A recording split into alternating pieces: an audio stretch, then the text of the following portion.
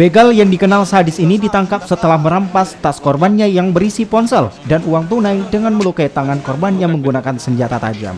Tidak hanya itu, emas dan sejumlah surat penting milik korbannya juga turut dirampas.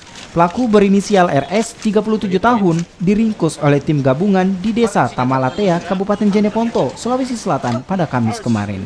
Saat dilakukan pengembangan kasus, pelaku terpaksa dilumpuhkan dengan timah panas karena berupaya kabur dan melawan petugas. Usai dilumpuhkan, pelaku selanjutnya dibawa ke rumah sakit Bayangkara untuk mendapatkan perawatan medis. Selain pelaku, polisi juga mengamankan barang bukti motor dan senjata tajam yang diduga digunakan saat menjalankan aksinya.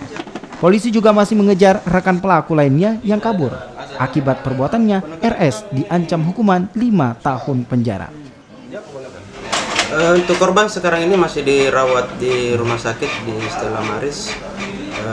Korban mengalami luka sabetan parang di tangan, punggung, dan luka robek di tangannya. Kalau pelaku sendiri berapa orang? Dari hasil interogasi, dari hasil pengembangan diperoleh informasi bahwa pelaku ini berteman 2 orang. Jadi mereka melakukan aksinya ini berdua.